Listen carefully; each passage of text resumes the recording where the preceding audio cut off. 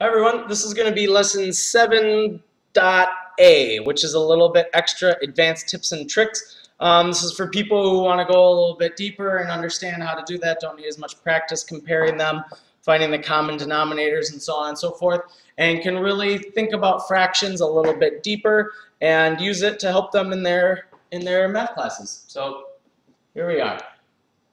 One thing I want to look at right now is comparing and ordering fractions that have the same amount of parts missing. That is, out of the 4 parts possible for 3/4, there's 1 missing, right? So it's only 3. Out of the 6 possible parts, there's 1 missing, so there's only 5.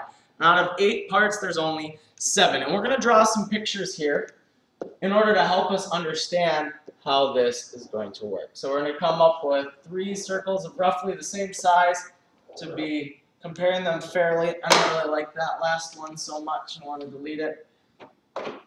Try again. Okay, that's a little bit better, to be approximately the same size as the others. So what I want to do here is carefully split it into 4 parts. This one I'm going to split into 3 first. And I'm going to split each one of those 3 in half to get to 6. Now again, this is not perfect, but we're going to get the idea pretty well here. Finally, this one. Nice and careful is usually the best thing to do. Very good. Let's fill it in so we can look at it. I've got 3 out of these 4 parts here. I'm going to try to pull that. Evidently, I'm not going to. I'll step right back into the video in a second once I pull that away. Very good. Okay. And then we're going to have this part right here. It's taken a little while to catch up today.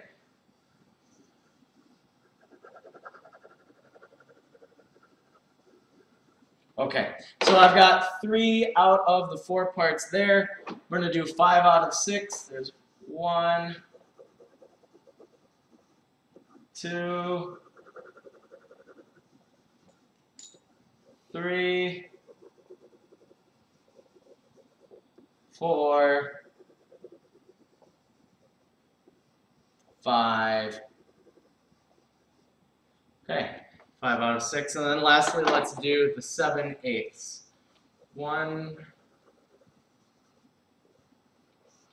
2,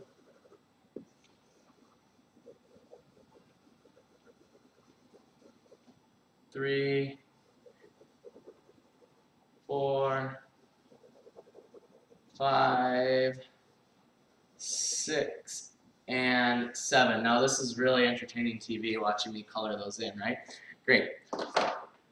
We've got those different fractions. Now, I want you to just look at it and tell me which one you think is bigger. 3/4, 5/6, or 7/8. Now, if you tell me that 7/8 is the biggest, you're right.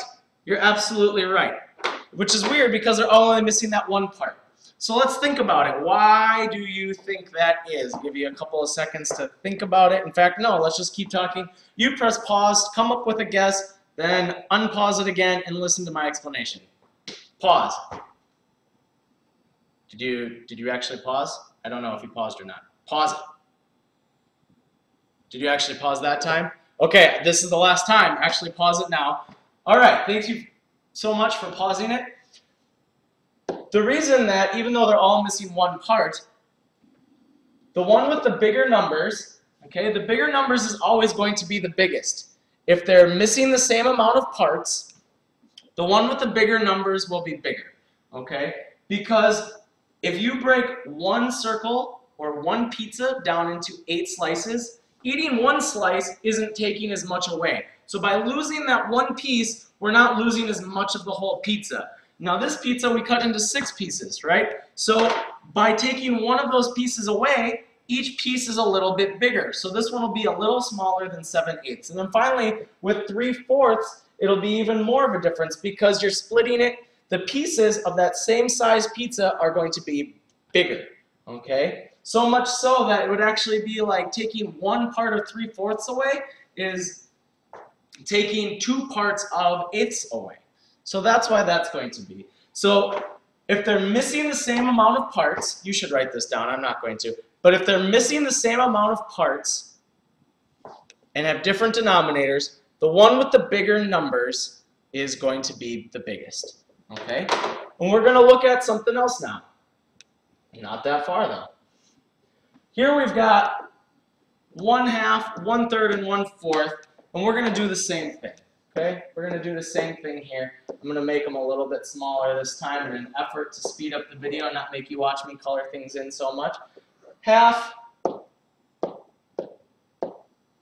1/3, and 1/4. All right. In this case, if they all have the same numerator, notice they all have one part. If they all have the same numerator, the one with the smaller numbers is going to be the bigger one because we've split it into less pieces. It's kind of the same idea, but opposite reason for which one's bigger. There's 1/2, 1/3, and 1/4. Okay? If they have the same number of parts present, the one split into the least amount of parts is the largest. So, same denominator, or I'm sorry, same numerator and different parts. Let's rewind a second because it's kind of hard to think through. Same numerator and smaller numbers is bigger because each piece it has counts for more. Because this circle is only cut into 2 pieces, those 2 pieces represent more of the whole than the 3 pieces here. So having the same amount of parts with different denominators will make the one with the smaller numbers bigger. So just as a quick challenge problem for those of you who take this on, or those of you who I make take this on in class, I'm going to give you this problem right here. I want you to put these in order without doing any math. Okay? No math allowed. Which one is the biggest? Put them in order from greatest to least, please. We'll do 17 and 19 and 32. No, that's not what we wanted. That's all sorts of crazy. Rewind. See, I didn't plan this one out. This was just a little add-on extra. So let's do 19, 18, and 17 as our denominators. And let's say that we have the same amount of parts missing, right? So let's say we have 3 parts missing from each. I've got 16 19ths, 15 18ths, and 14 17ths. Without doing any math, just going back and rewatching the video, come to school tomorrow and tell me which one of these is the largest, which one's in the middle, and which one's the smallest. Thanks, guys.